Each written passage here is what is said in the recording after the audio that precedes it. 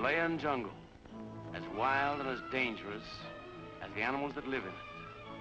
Bringing these animals back alive is my business, and the jungle is my office. The only way to reach the real interior of the jungle is on the back of an elephant. These hardy beasts can carry over 500 pounds, but they're hardly what you'd call speedy. Our caravan only averages about 2 miles an hour, and I was anxious to get to work. From zoos back in America, I had orders to capture alive and deliver alive practically every type of animal that lived in the jungle.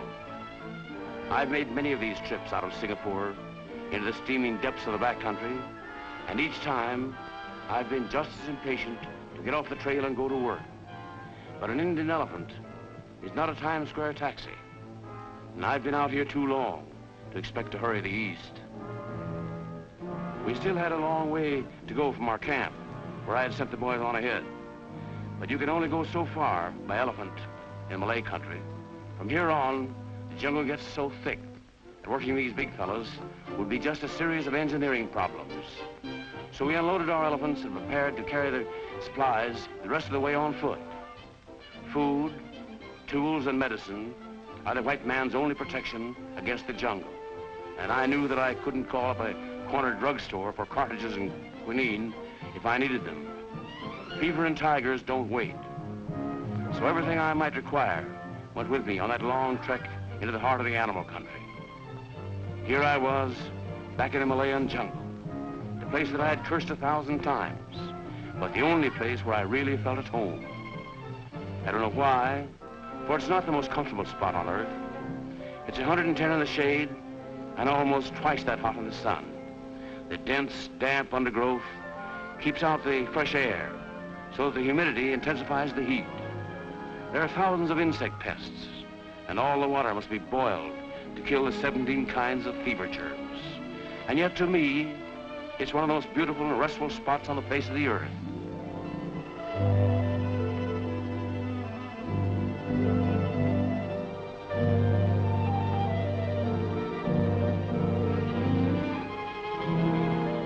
But beside the beauty and the solitude, the jungle has other fascinations. All about me were signs of menace that lurked constantly in the underbrush. Danger that creeps and death that crawls.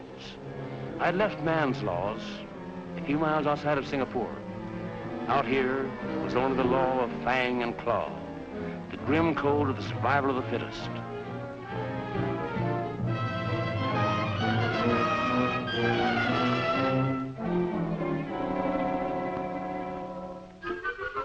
Not all the creatures are deadly, but they're all on my list. And whatever happened, I was out to bring them back alive.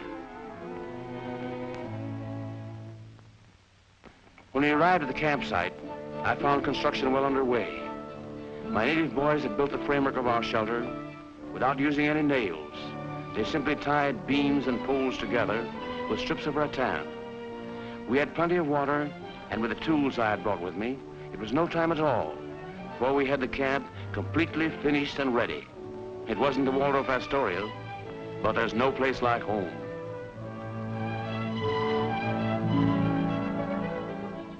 But I had a job to do. All around me, the jungle was a teeming menagerie of wildlife. So I thought I'd make an inspection trip, just to see what the place had to offer. I never left camp without being well armed. A white man is nature's most helpless animal. And though my business is capturing, not killing, I've seen what was left of people who put too much trust in the jungle. Ollie, my Malay #1 boy, had been with me for years. We've taken turns at saving each other's life. And I'd sooner walk through the jungle blindfolded than without Ollie. We hadn't gone far before we started seeing some of the creatures I had traveled thousands of miles to get. We noticed the rare proboscis monkey, the Jimmy Durante of the jungle. None of these long-nosed, short-tempered simians had ever been seen in a zoo. So I put this one down for future business.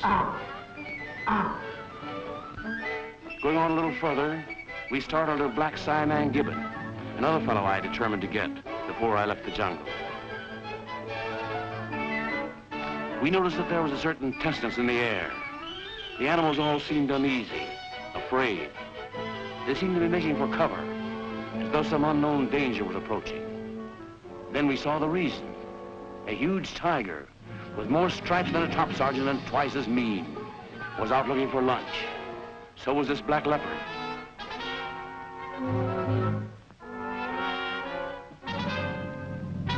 We saw the tiger creep up, and suddenly pounce on the leopard from behind.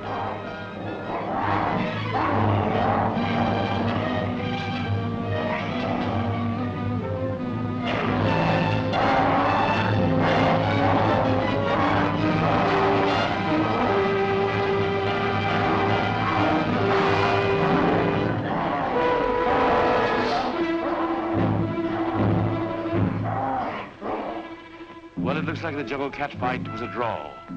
So the boys separate and go out looking for a meal that won't fight back.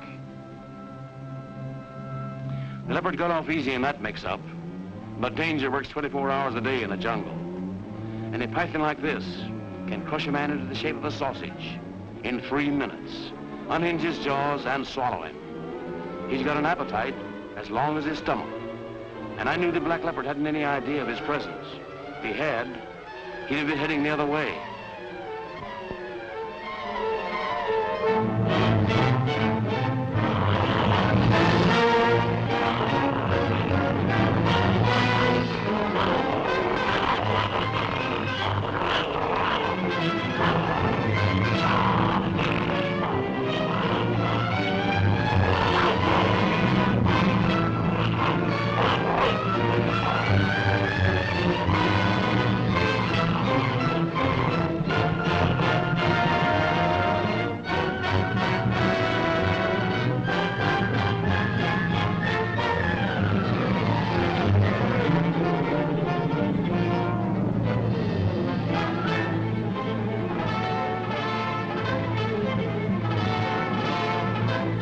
It's all over now. That python sure did a quick job on the leopard. He was a beautiful specimen. So I'd sent Ollie back for a cage and some equipment. I wanted him for my first shipment, and I was going to get him if I had to tie him into a bowknot to do it. He had to uncoil himself from the dead leopard before he could devour his hard-earned prey. But by then, he had seen us, and a python knows instinctively that he has no friends.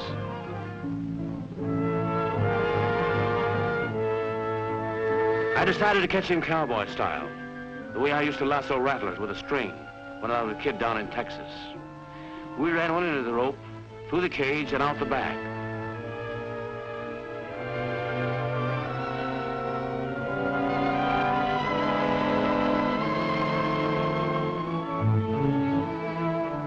Then it was a simple matter to drop the noose over his head. It wasn't so simple, however, to pull him in. These great reptiles have the strength of several men in a tug of war. I knew that if he ever anchored himself with those teeth, the deadly coils would whip around me like the lash of a bullwhip. I knew that if I wanted to keep my original shape, I'd better keep his head under control. Now, he took a vicious swipe at Ollie that time, so I did the same thing to him. He was pretty well tuckered out by now, but there was enough meanness left in him to make up for it. We finally put more than 25 feet of python where it would do no more harm. He's in the zoo in Chicago now, where his meal times are more regular, but not so exciting. After a few weeks at our headquarters camp, my Malay boys and I decided to go after a giant orangutan. These big fellows are found in the island of Sumatra, southwest of the Malay Peninsula. But our trip over there was well worthwhile, for we soon located this fine specimen. He was a monstrous brute, the nearest thing to a gorilla I had ever seen in the Asiatic forests. I determined to capture him if I had to follow him from tree to tree, the whole length of Sumatra. And he was just as determined that that's what I'd have to do before I got him.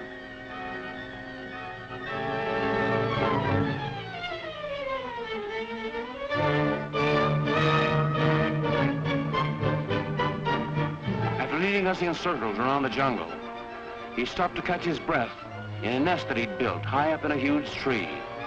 His treetop penthouse was way out of our reach, so I had Ollie knock at his front door. I thought maybe his curiosity would bring him down lower.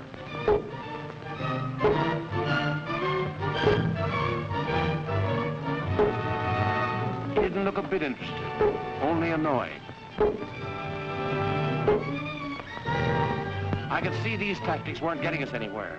The orang was over 150 feet up in the tree, and with night coming on, I knew he'd be gone by morning. I'd sent the boys back to the village for a stout rope net, which I placed next to the tree. Then I prepared to shoot the branch right out from under the big ape.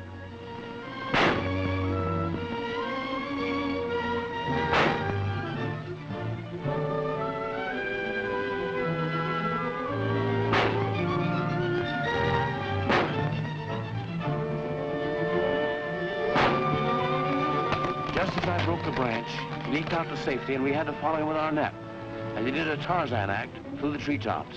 Every time I'd shoot one branch from under him, he'd swing to another. Finally, he really lost his temper. I was throwing lead up at him, so he started throwing things down at me. He was tearing that tree limb from limb, and he wanted to do the same thing to me. I could see that all our strategy had failed. So I let him stew up there while I retired to pick up a new attack.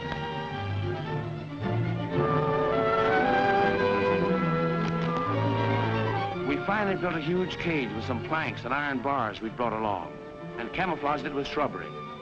If he lacked curiosity, he at least had an appetite. So I baited the cage with a luscious durian fruit attached to a release cord. I was going to let this wise guy capture himself.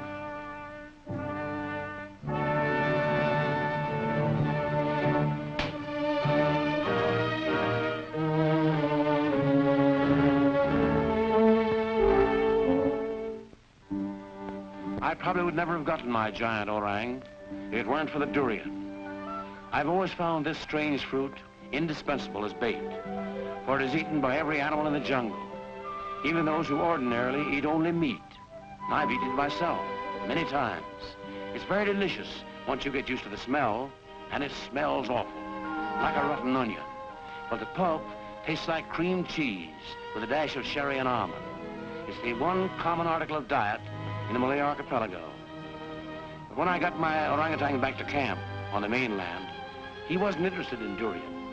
He'd rather have eaten the right hand of friendship that I offered him. He sure was a sore loser. Zoologically speaking, he was a beautiful specimen. From many other standpoints of beauty, he was a fur-bearing hangover, and his disposition matched his face. He was strong enough and mean enough to pull my arm from its socket if he could get a firm grip. I gathered that he didn't like me. But the last time I saw him, a few years ago in the St. Louis Zoo, he seemed quite content to be away from the kill or be killed routine of the jungle. One day while I was away from camp, a couple of the boys thought they'd conduct an expedition of their own. They were certain they saw tigers under every tree and pythons under every bush. But their most terrifying assailant turned out to be a little honey bear cub that had wandered away from the den and gotten lost. He didn't know it, but the boys had saved his life. Every jaw in the jungle has an appetite behind it, and a helpless little fellow like this has blue plate dinner written all over him. Full grown, these pygmy bears weigh only about 100 pounds, but they're meaner than a mattress of fish hooks. But as cubs, they're great pets, and this one was a long way from the dangerous age. The boys knew that I'd be overjoyed to get a honey bear without having to scour the country.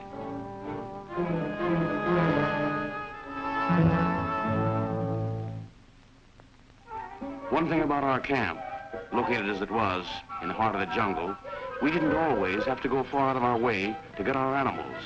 Sometimes they saved us the trouble by coming to us.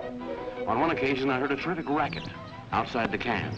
I looked up and saw a troop of golden gibbons were holding midday maneuvers in the nearby trees. Here was a great chance for me. I'd wanted to get some of these rare gibbons for a long time, and the impudent little beggars were daring me to do it. I planned on hanging a trap high up in this big durian tree, and the climbing ability of my native boy was worthy of even a gibbon's admiration. In all our preparations, I made no attempt at secrecy. In fact, I made as much fuss as possible to attract the gibbon's attention. These little apes are 1/4 monkey and 3/4 curiosity. And I knew that as soon as I'd left the trap, they'd send a delegation over to investigate it. We baited the trap with bananas, but we could have used an old rubber boot just as well, for these gibbons were just bursting with curiosity.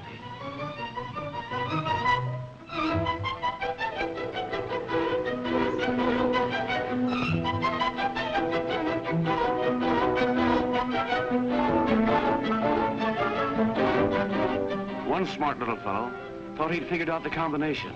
He tried to deal his dinner from the bottom of the deck, but that only got him half rations. So he went around to the front door.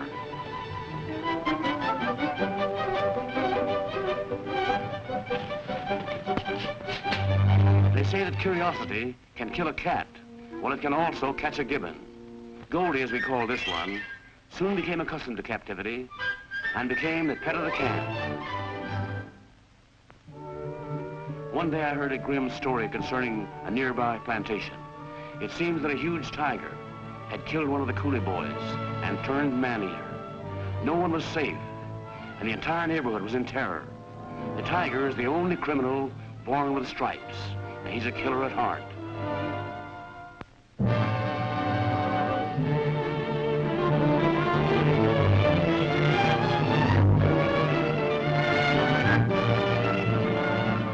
The natives were just as anxious to get him off the plantation as I was to get him into a cage. So we made a trip up to the place where the killer had last been seen. He had jumped this fence, so I ordered the boys to saw a square hole in it, just above the ground. I was sure he'd follow the line of least resistance and jump through that hole.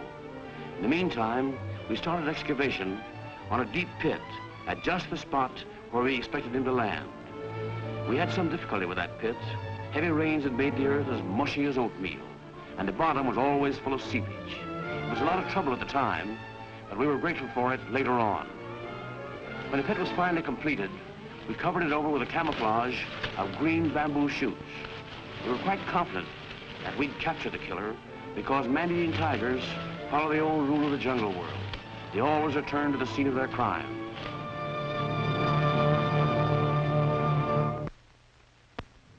We had to wait 3 long days, however, before he finally came back. It was early in the morning, and he was hungry. The hole was a convenience he hadn't counted on, but it was too high for him to crawl through, so he had to jump. We took our crude equipment out to the trap at once. The minute we got there, I realized that we hadn't made the pit deep enough. The only thing that kept Mr. Stripes from climbing out was the water that had seeped in. It had made the pit slippery, and the enraged animal couldn't get a foothold for a good spring. But it's one thing to get a tiger into a hole, and another to get him out again. The earth around the edge of the pit was so slippery that I was afraid any minute one of us would fall in. So before we went any further, I decided we'd better throw a few ropes around our prisoner. He was working himself up into a perfect frenzy of rage and hate, putting on a brave show, just like any other cornered criminal.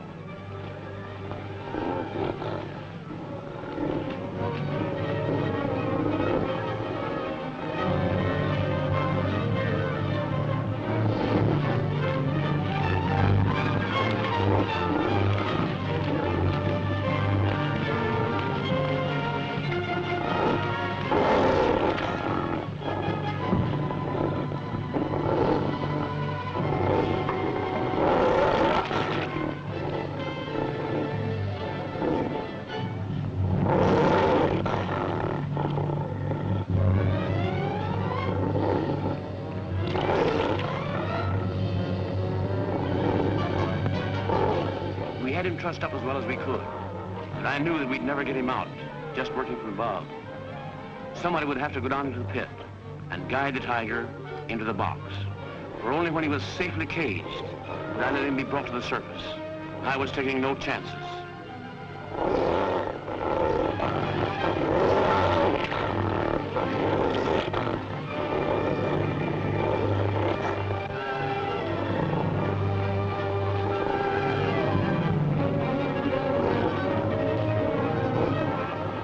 This heavy box, open end up, into the pit.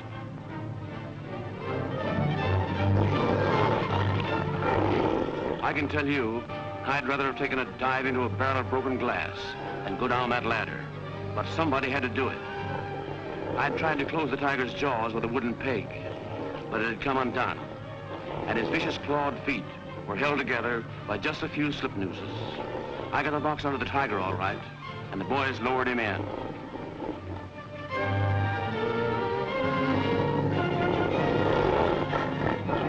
I tell you, I was relieved with that fellow safely stowed away. I was sure glad to get out of that pit.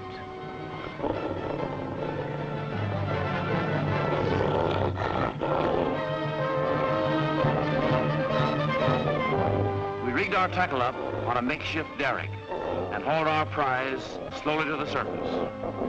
Well, here was one tiger whose homicidal days were done. The natives could once more be free to tap their rubber trees without constant fear of creeping death.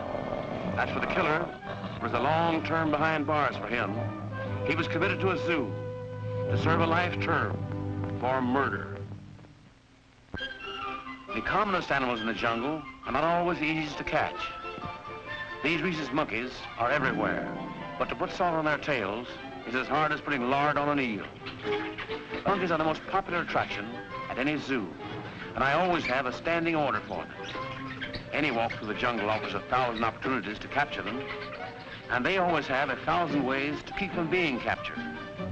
Catching them one by one would be a tiresome process, so I worked out a scheme for getting them in wholesale lots.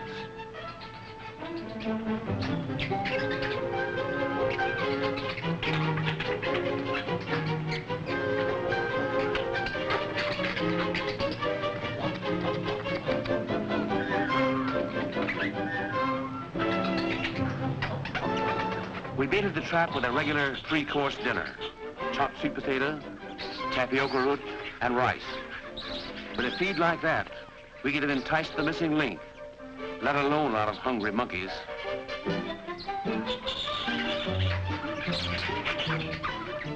After we'd baited the trap, we tied a line to each of the poles supporting the top of the frame and ran the lines back into the underbrush. From then on, it was a question of waiting until these monkeys got hungry enough to come down out of the trees.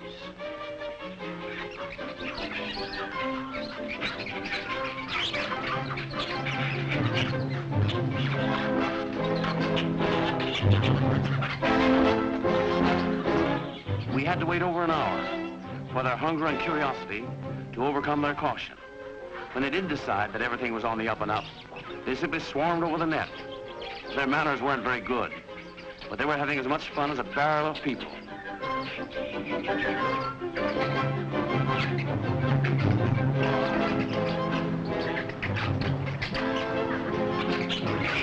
When I was sure that we had all the guests we could accommodate at our free lunch table, I gave Ollie the signal to jerk the lines.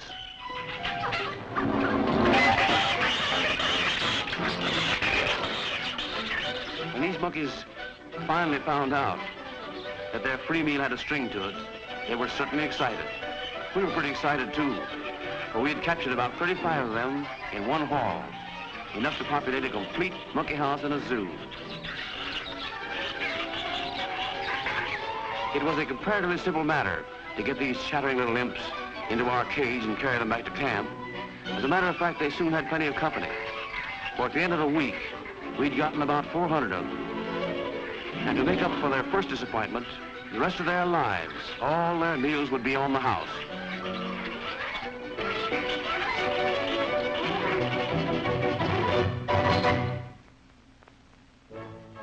One day, Ollie and I ran into this herd of elephants while we were out looking for a tiger that I knew to be in the neighborhood. I noticed that they were upset, nervous. I wondered what could be disturbing them until I saw this little elephant calf. He had obviously wandered off from the herd and gotten lost. But the herd had gone off in the wrong direction, and if they didn't find him, something else certainly would. There was the tiger. The little elephant apparently sensed the tiger's presence too, because he was in a panic of fear.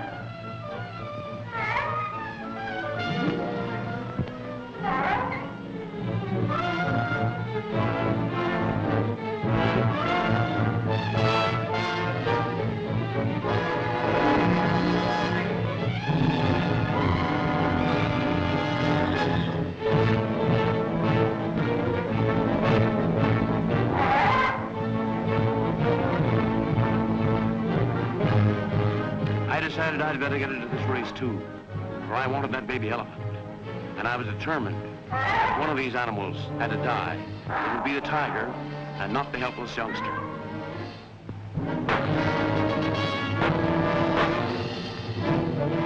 As As soon as the big cat dropped, I set on after the little fellow.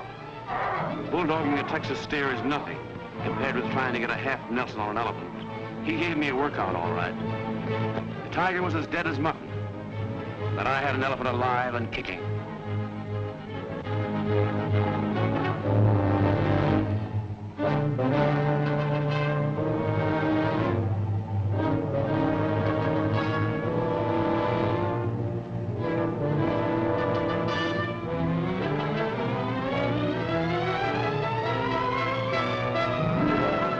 After we had him all tied up like a Christmas package, we had to furnish him transportation back to camp.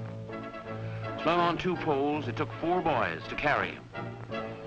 He may have been only a baby, but he weighed over 300 pounds ringside. I was glad that I had had only a tiger to deal with to get this fellow. If any of his friends or relatives had been around, they might have decided that I rated their attention. In that case, I'd have been flattened and not flattered, for they weighed close to 4 tons each. But Junior wasn't filled with feathers either, and the boys were plumb tuckered out by the time they got him into camp.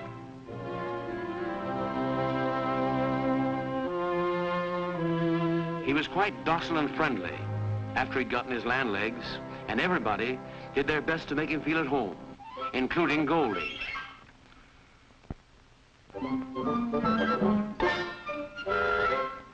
But our elephant was only a few months old, and that meant he was going to get hungry any minute. I figured that a section of bamboo would make an excellent feeding bottle. I was an old hand at this nursemaid business, but it's easier to make a milk bottle in the jungle than it is to fill it. And my guest was letting me know in no uncertain terms that he was used to having his meals on time.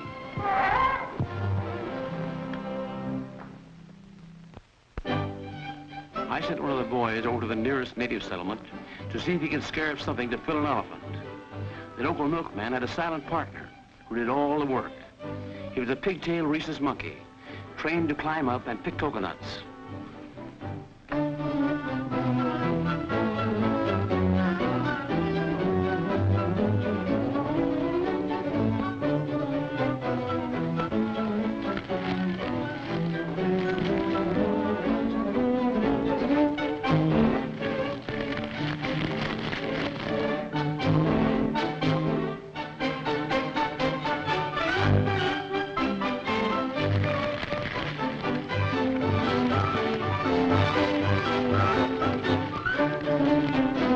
Insulated by a thick, fibrous shell, the coconut milk is kept cool and refreshing, as though it were in a picnic jug.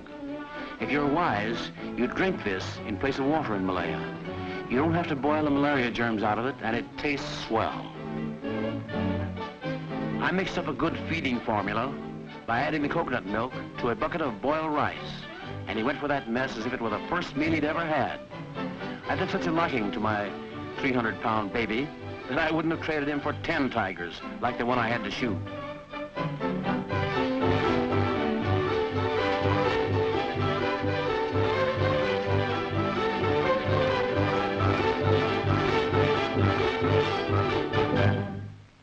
The jungle is not a bad place to work, except in spots, and most of those spots are on the leopard.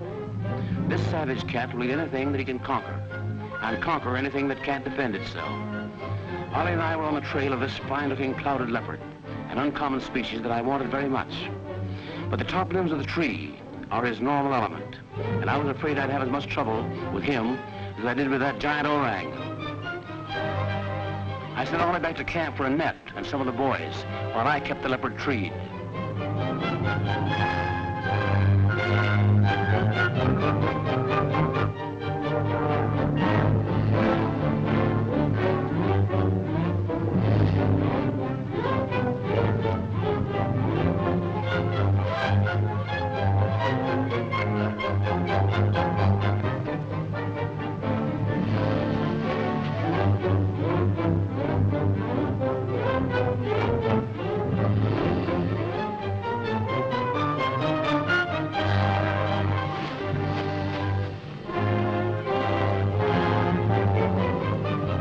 As soon as the net was ready, I started to shoot the branch out from under him. He was as nimble as that big orang, and I had to try again.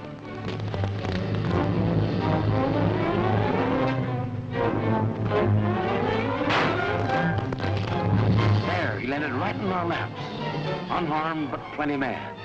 All his cunning and treachery were no good to him now, and he knew it. Next to measles, he was about the meanest thing in spots I'd ever caught. But he measured 6 feet from tooth to tail, one of the finest specimens of clouded leopard that I'd ever seen in Malaya. Of all the creatures that live in the Asiatic jungle, the most appealing to me is the little mouse deer. Full grown, they stand only about 8 inches high, but they are regular members in good standing of the deer family. These little pygmies are perfectly harmless, and I always break up the traps the natives set to catch them. Their meat is considered a great delicacy, and this black leopard looked like she was trying to promote a free meal. I've caught a great many of my animals in the vicinity of these traps, but right now, I only had Ollie with me, and no nets or snares. I knew I'd have to let that leopard go, but I could still save the little mouse deer. When I approached the trap, the leopard ran off in the jungle. I knew as soon as I got to the trap that what that leopard had been after was not a mouse deer at all. Reaching in with a leather noose, I found I'd caught a pint-sized tornado. That black leopard had been after one of her own cubs that had gotten caught in the deer trap. He was a cute little fellow, but no better tempered than the rest of his breed.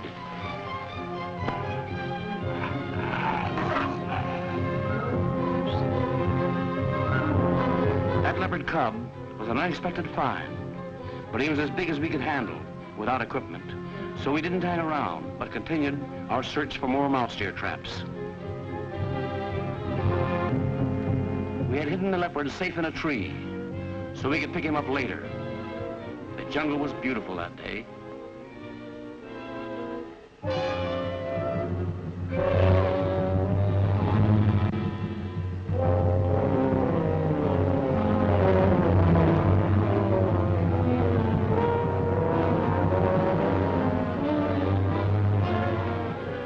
The jungle appeared to be full of those mouse deer traps. The natives seemed to build them as fast as I could break them. But I determined that these harmless little creatures wouldn't be molested as long as I could find the traps.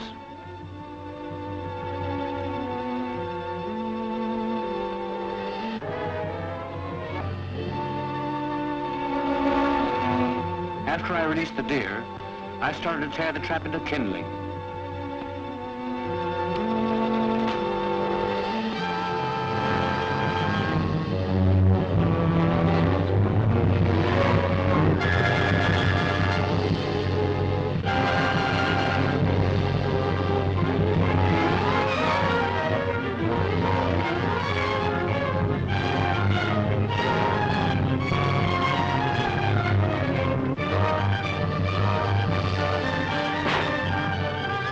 Through his spinal column, he released his hold and I shook the great monster loose.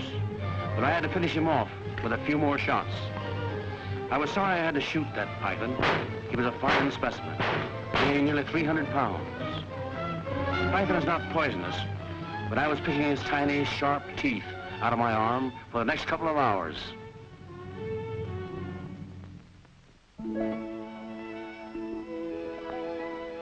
My work didn't always take me into such unpleasant places as the mouths of snakes. The day I saw this gorgeous bird of paradise, one of the boys and I were out looking for trap sites. We wanted this bird, but we had nothing with which to catch him. All I had was a ball of twine, but that gave me an idea. While this gaudy fellow was sitting up there like the bird on Nellie's hat, I had the boy climb the tree with one end of the twine.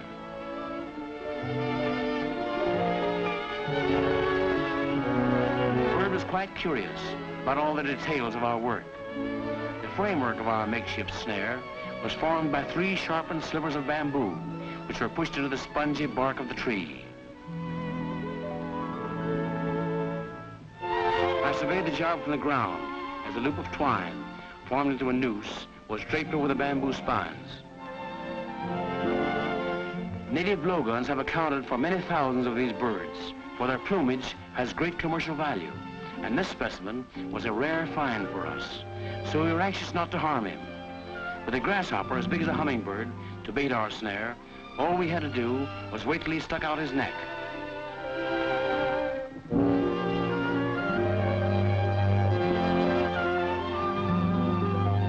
While my fine feathered friend was making up his mind upstairs, the boy and I were busy building a cage to put him in. From the jungle around us, we gathered strips of rattan. It was a simple matter to weave them into a basket. When we'd finished, we had turned out a pretty good piece of craftsmanship. All we needed to complete it was the bird of paradise. He'd spotted that big juicy grasshopper all right, so I left the boy in charge of the snare, while I hid in the brush nearby. I was afraid the two of us might frighten him.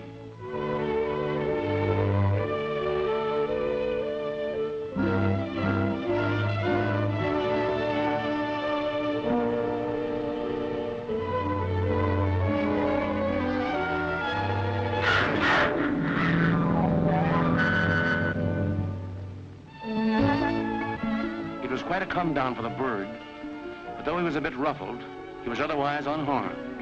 It was a great day for me, though, as we put him away in our basket cage.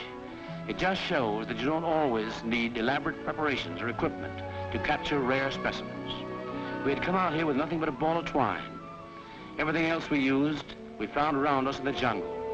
We had perhaps broken the first rule of the wilderness: be prepared. But we had lived up to the second: be resourceful. And now we were obeying the third: be gone.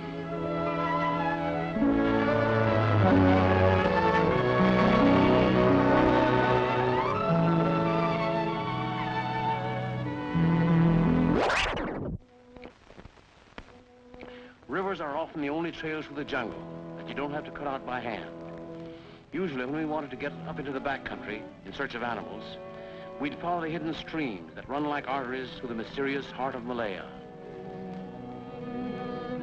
Pulling our raft through the shallow water, we could see signs of teeming animal life all around us.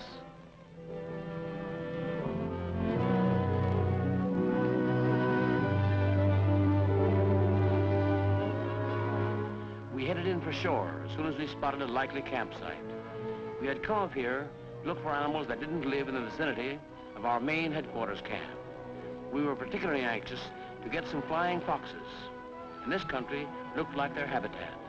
While the rest of the boys busied themselves in building our camp, Ollie and I went out to scout the territory.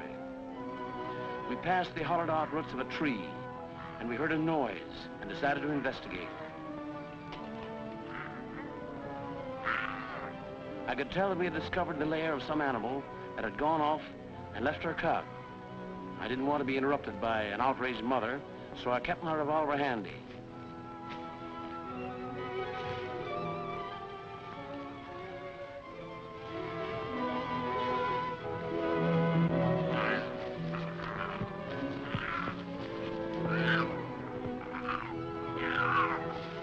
It was a tiny leopard cub, only a few weeks old.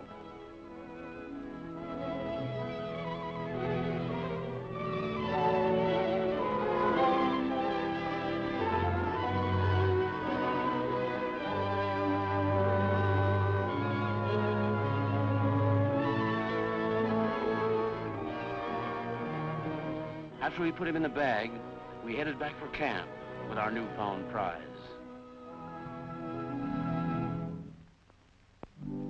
When our river camp was completed, we set out in earnest to locate those flying foxes. These creatures are really huge bats, night flyers, and great fruit eaters. They sleep during the day, so I knew that if we could locate a wild orchard in the jungle, we'd be able to catch as many as we wanted. We didn't have to go far to find them. The whole colony would sleep up in a big tree. They looked like a lot of dead leaves.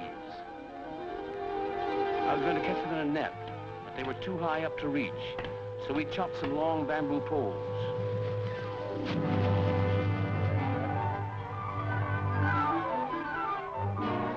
We apparently woke some of them up, for they blundered around in the air trying to get the sleep and the sun out of their eyes.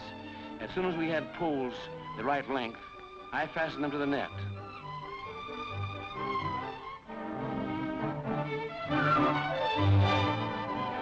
The big bats that were really awake were flying too high, so I figured our best chance was to startle the others and grab them before they could gather their wits.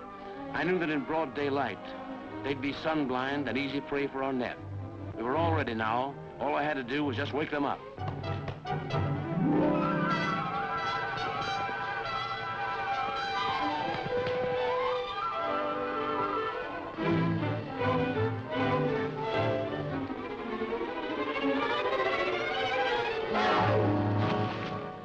only caught one that time, but he was ugly enough for 10. I never developed any affection for these evil-looking animals, and although I was commissioned to get them, I always felt they'd be much more at home in a graveyard than in the zoo.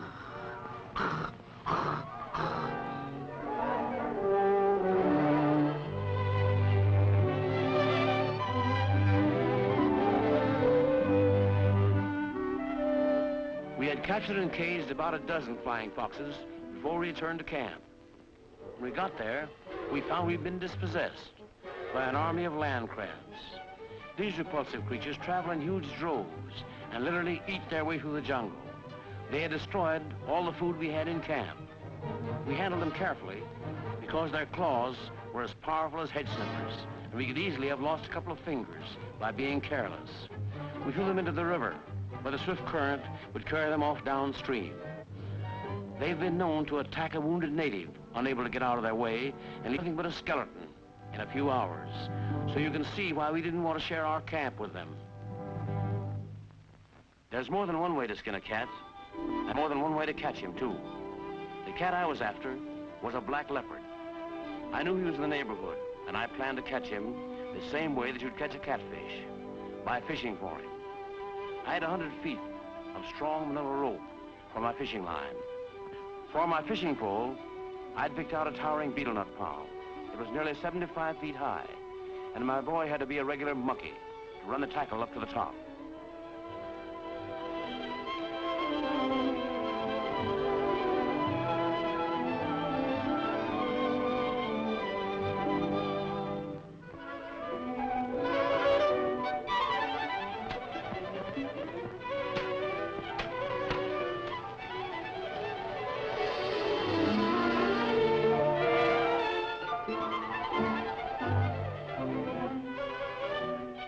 We weren't actually fishing, but we were using the deep sea principle of rod and line to capture big game.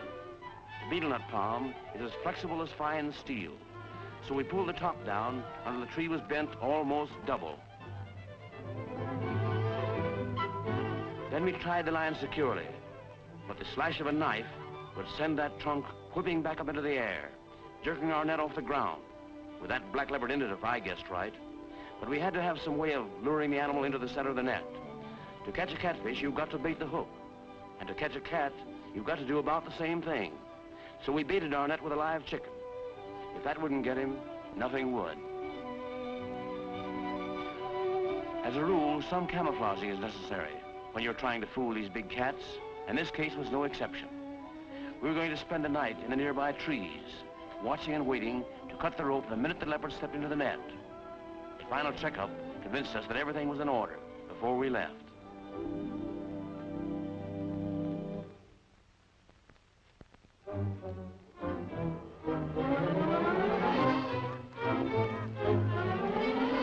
It was rather spooky up in that tree. At night in the jungle, there's a lot of weird noises. It seems to be inhabited by a whole new order of wildlife. The boy was on the alert, all right. That cat was as black as his own heart, and I was ready to shoot if he started climbing.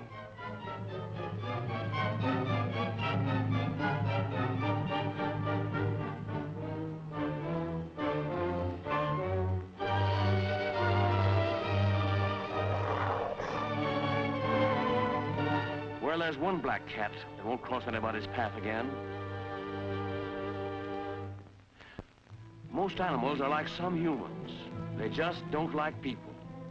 Whenever we stayed too long in one place, many of them would move deeper into the jungle. But while we always kept our main camp, we often trekked miles into the brush to set up temporary quarters.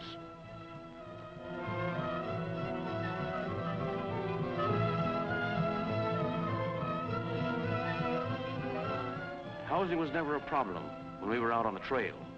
With a brush knife as our only carpenter's tool, we could carve a bamboo palace right out of the jungle in a few hours. For with all its hardships, the jungle can provide for those who take the trouble to understand it. Anyhow, it provided us with all the comforts of a modern home, including termites.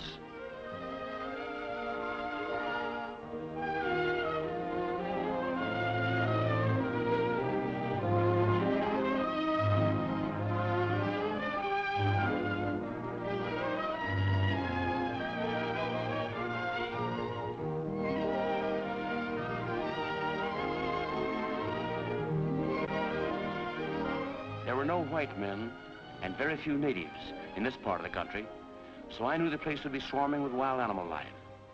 After conferring with local tribesmen about the trails, I prepared to set out with the boys to see what there was that we could bring back alive.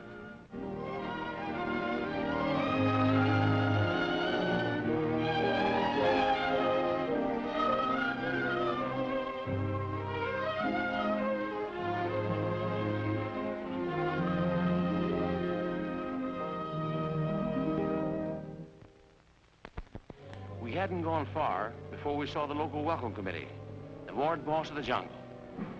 Only a few hundred yards away, I noticed his political rival, the Crocodile. When these two hoodlums met, there was going to be trouble, and I wanted to see it.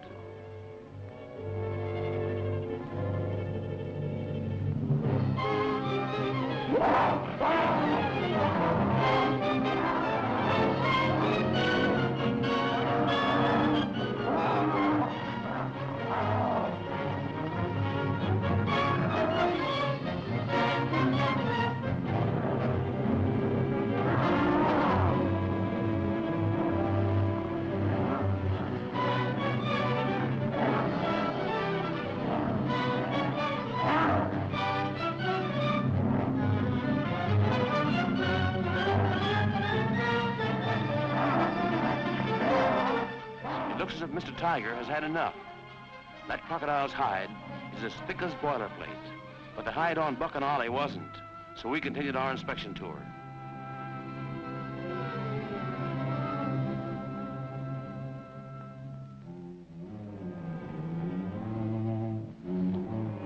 It's bad enough to step on one of these babies, but to have one fall on you is very unpleasant.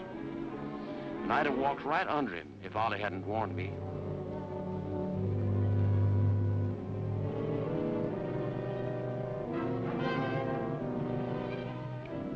He was a beauty, and we decided to go back to camp and get the boys so we could capture him. But when we got back, we found the python was making his way to a small stream. There was homicide in his heart, and the crocodile in the stream.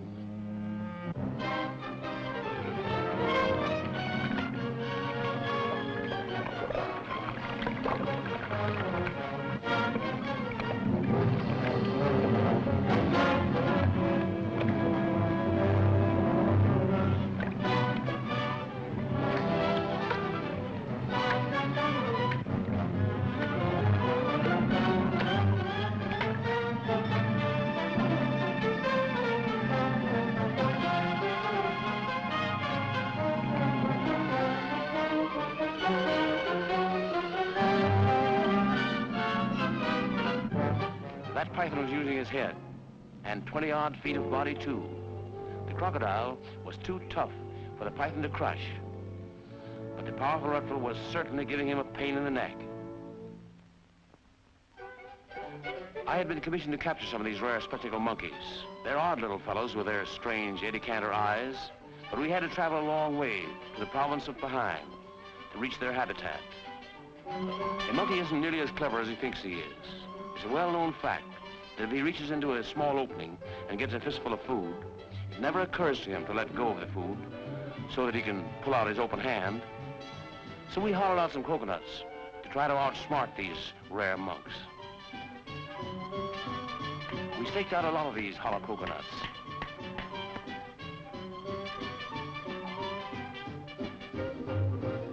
To a small hole in one end, we poured a handful of rice. Here was a box lunch, served and ready to eat.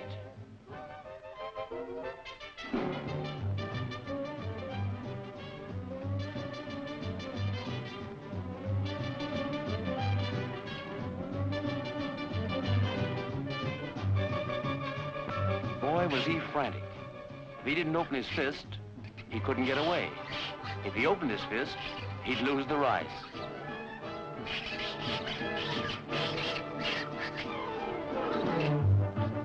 While he was still trying to figure out the combination to that coconut, we went out to get him. All in all, we caught about 15 of these spectacle monkeys with the old fist trick, and they all resented it just as much as this fellow.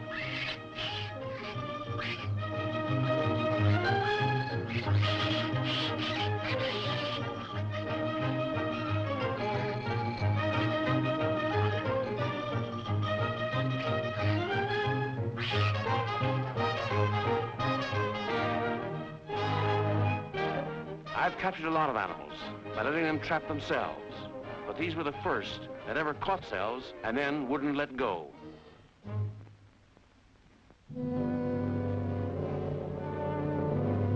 The jungle sometimes reminded me of a theater. There was never a lack of actors for the continuous drama of wildlife that went on all around me. My business of bringing them back alive often gave me a front seat in these exciting performances, but I never really enjoyed them. Animals like the python and the tiger were typical of the code of Fang and Claw. They ruled wherever they roamed, and big as it was, the jungle wasn't big enough to hold them both.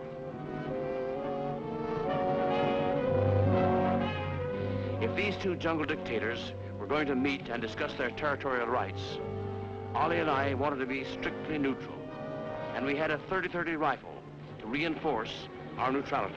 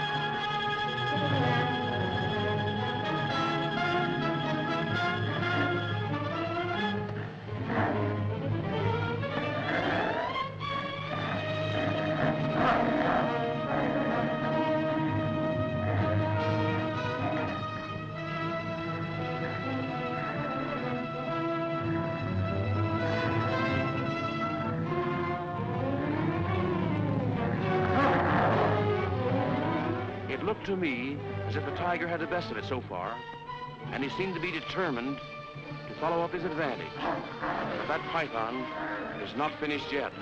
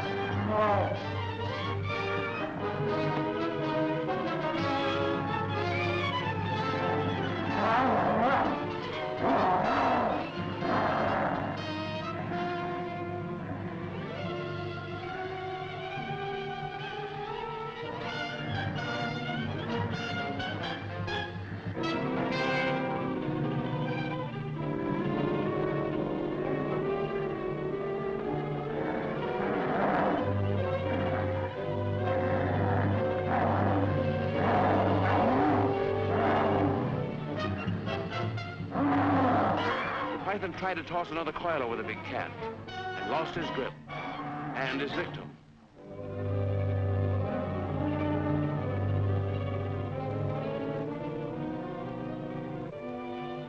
I guess the tiger felt that he needed a drink after that, and he wasn't the only one. My Malay boys were hardworking and industrious most of the time, but whenever I left camp for a long period, something was sure to happen.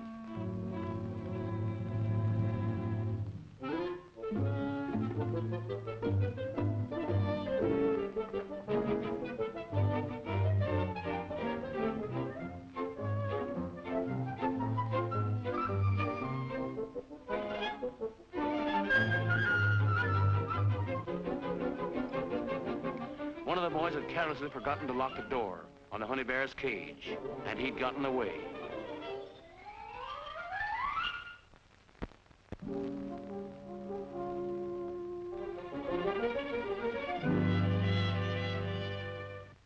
The boys were certainly excited, and well they might be. Here was my honey bear cub, running off into the jungle.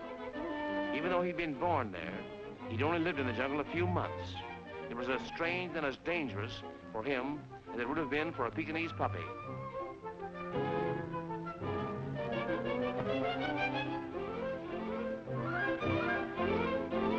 Talk about fool's luck. That little cub walked right over a sleeping python, and neither of them batted an eye. The bear was more worried about the posse that was after him, so he doubled back on his tracks to throw them off. The boys were horrified to see him go right over that python again. Only this time, the python wasn't asleep.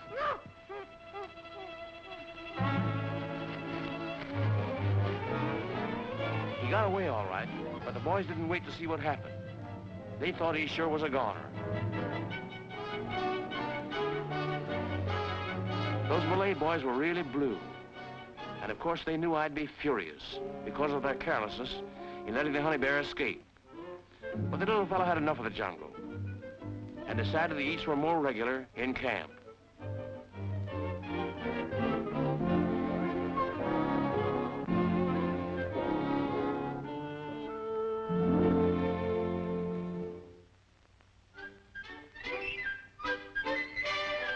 That cub should have gotten a spanking, but I just turned him over to his friends for a once-over lightly.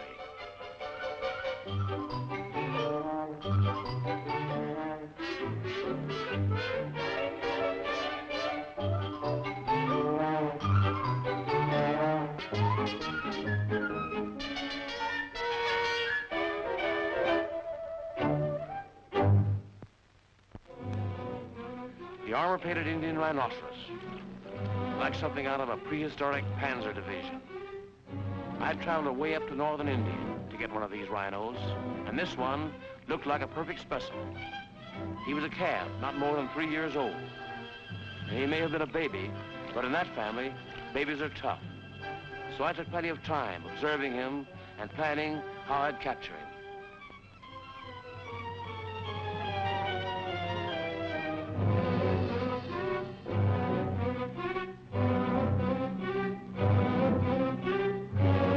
For weeks, I'd kept the boys busy weaving a net to catch the rhino.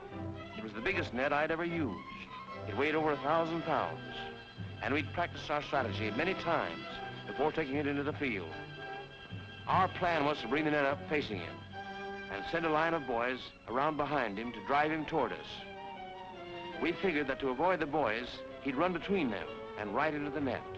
But we figured wrong. He became so panic-stricken that he worked himself into a frenzy of rage. He charged the boys instead, and they got rattled and dropped the net. The net was made of coconut fiber, almost as tough as steel cable, but he tore it to shreds as if it were merely a spider web.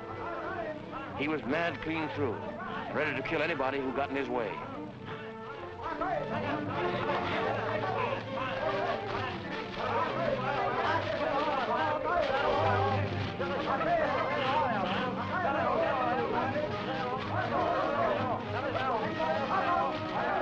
If I hadn't pulled that toreador act that time, he'd have gotten me.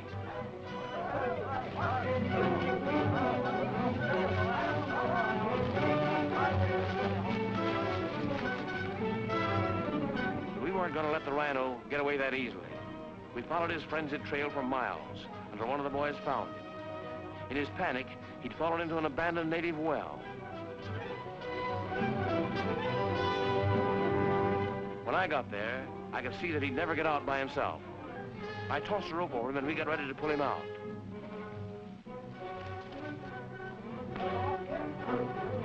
Playing tug-of-war with a rhino is like trying to dry dock a battleship with 10 men and a tow rope. He may have been just a baby rhino, but he weighed exactly 1 ton, and his idea of cooperation was just to relax. Anyway, we got him out. Putting him into the cage was only a minor problem. But getting that cage back to camp was really a job.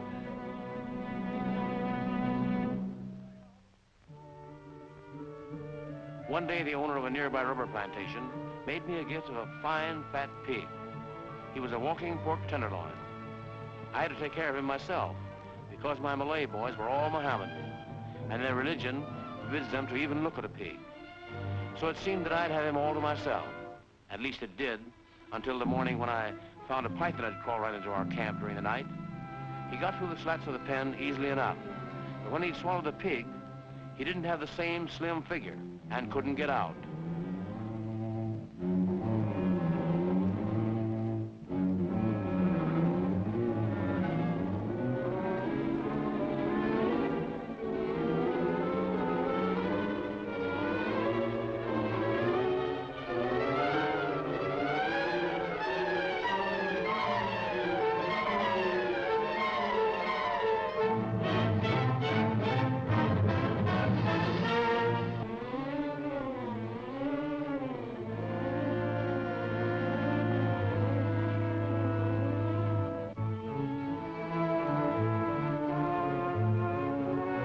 Python can swallow objects 4 times the size of his own head by simply unhinging his jaws. It took this fellow about 10 days to fully digest that pig. I'm sure he didn't enjoy it as much as I should have done, but it was a fair trade.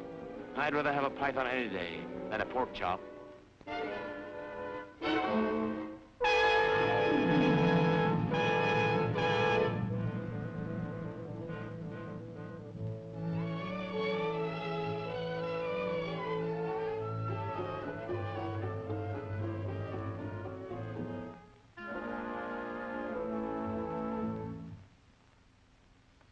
To bag the biggest game in Asia, I had to travel over 1,000 miles.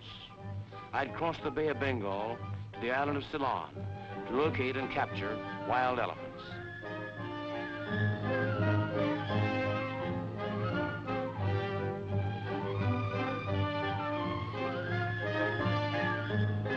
From a high bluff overlooking the river, I spotted a fine herd of Ceylon elephants. They were just what I wanted. I stayed around to spot their leader and to make a complete check on the number of animals in the group. It's a big job to capture elephants and requires a lot of planning.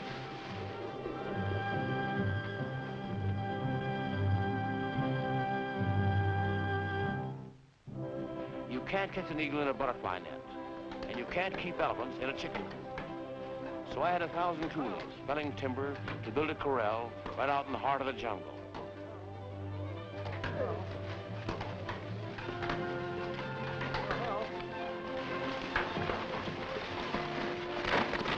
It takes elephants to catch elephants, and big fellows like this did most of the heavy work. Docile and obedient, the trained work elephant is a combination of derrick, tractor, and truck.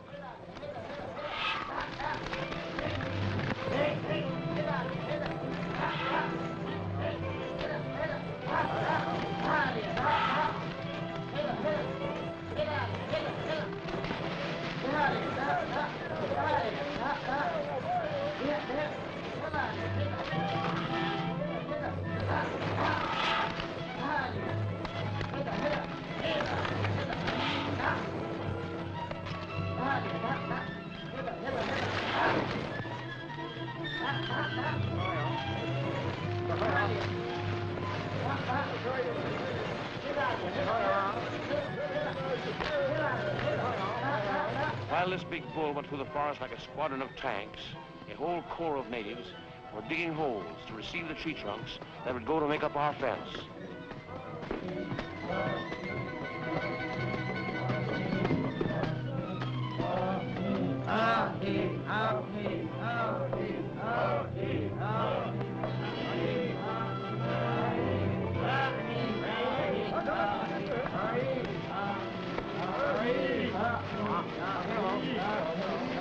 This elephant lifted and set one of these heavy logs in a few seconds, an operation that took 20 men half an hour to do.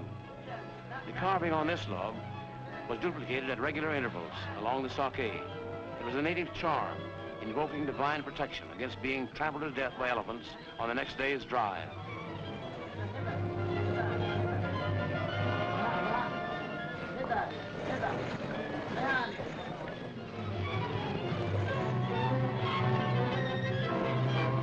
Our corral was almost finished. Around 4 acres of jungle, we had a fence of green logs. They were sunk deep in the earth and woven together with rope as tough as rawhide. We felt certain that no elephant could break his way through. But just to make sure, we had one of the work bulls tested.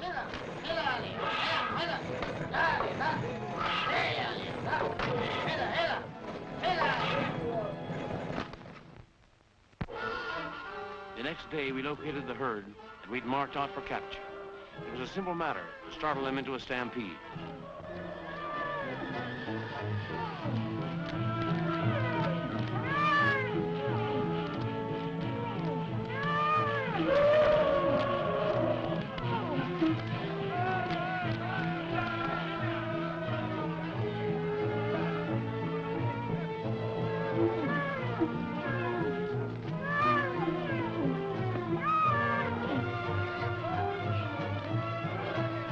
With the help of 1,000 coolies, we herded them into the stockade like terrified sheep, and then barred the entrance, the only weak spot in the entire corral.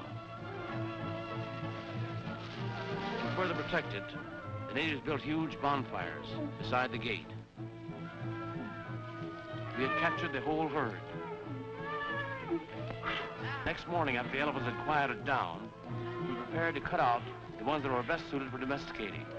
The others would later be released and allowed to return to their native jungle. To keep the captives from getting panicky, most of the work was done with decoy elephants.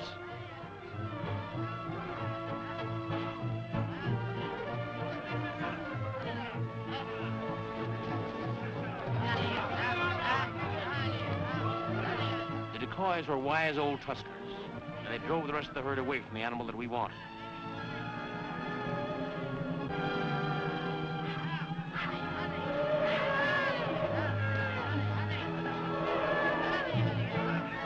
He had been tied to a tree to keep him from running back to the herd, while the tame elephants kept him from getting too frisky.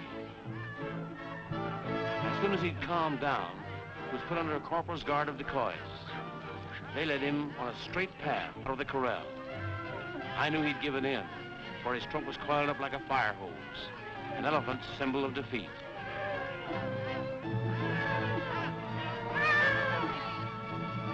We followed this same method of selection and capture until we had completely filled all my orders.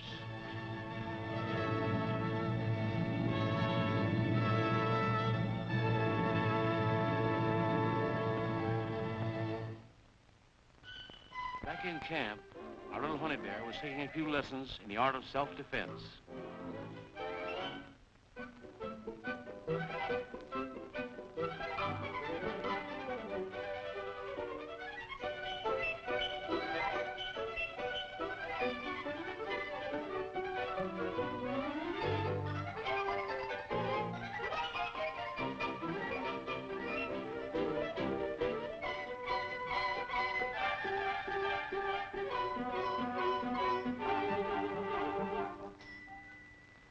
That camp was like a circus. There was something going on constantly in all three rings.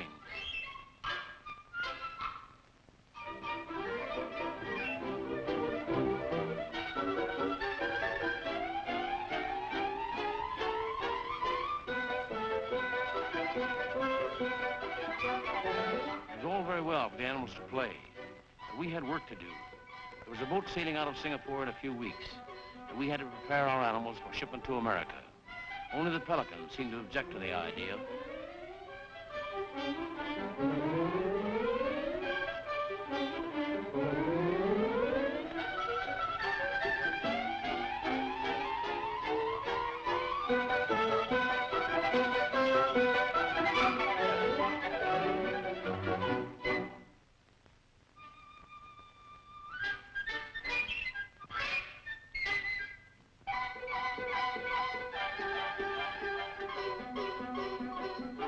It would have been almost as easy to go out and get another pelican as it was to get this fellow into his basket.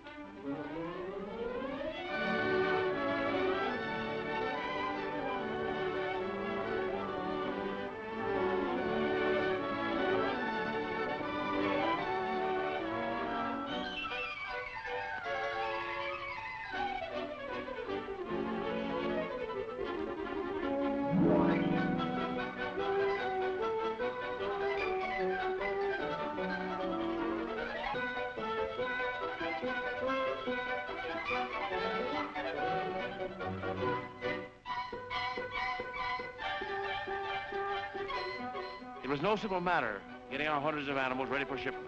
Each one was a problem in itself, which had to be solved separately. I did as much as I could myself, but I couldn't watch over all the animals. So I depended upon the boys to tend to some of the details, such as to make sure that all traveling crates were well sealed.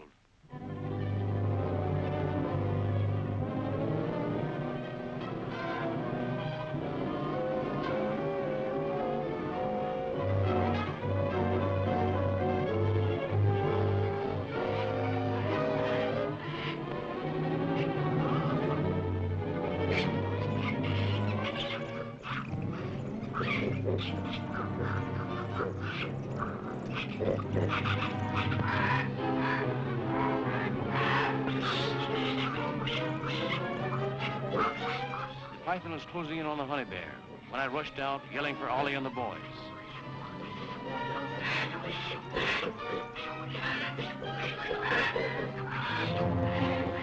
Ollie ran up with a shotgun, but I knocked it out of his hand. A dead python is no good to a zoo, so I determined to get this one back in the crate alive.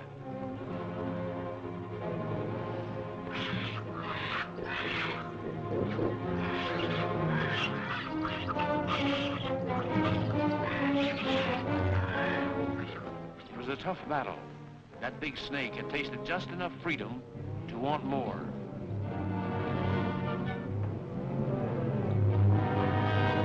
Trying to coil 20-odd feet of fighting python into a box is something you only want to do once. This was the second time I'd created this fellow, and I was afraid it was getting to be habit-forming.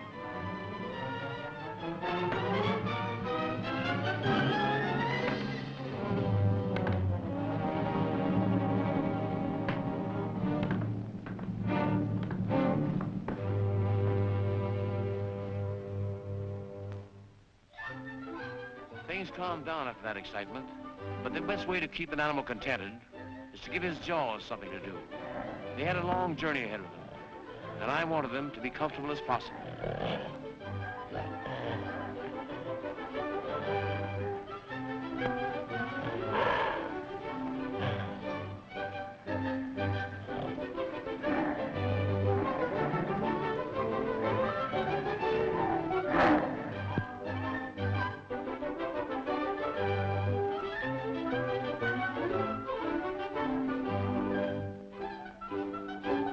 Sometimes I end up with more animals than I've captured. Just as we were about to break camp, my pet mouse deer presented the expedition with a youngster. This little fawn weighed less than a pound and stood only 4 inches high. Gentleness and trust are rare in the jungle. So of all the animals I had, I think he was my favorite.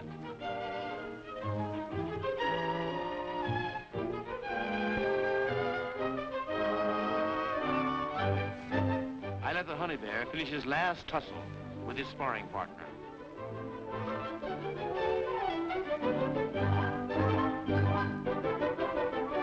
I had accumulated enough animals to populate a couple of zoos, so it was time now to take the long trail to Singapore. When we were finally ready to leave the jungle, we loaded all of our animals onto bullock carts. This was a strange caravan. Each wagon was a Noah's Ark on wheels. It seemed almost as though the entire jungle had turned gypsy.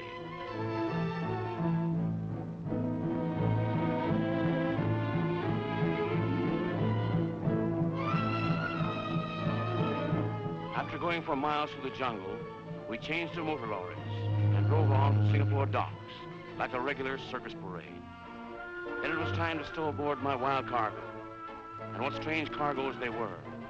Every creature that ever walked, wiggled, or winged its way through the Asiatic jungle would end up, sooner or later, on my passenger list.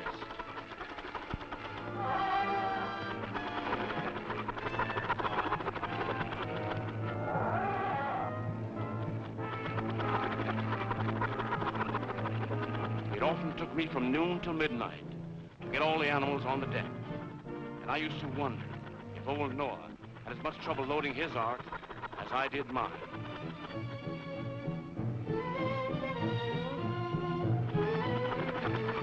But I brought more to those boats than just animals.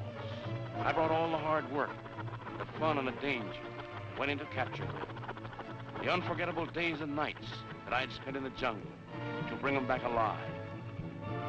Wherever you are, there's always a tide to take you home.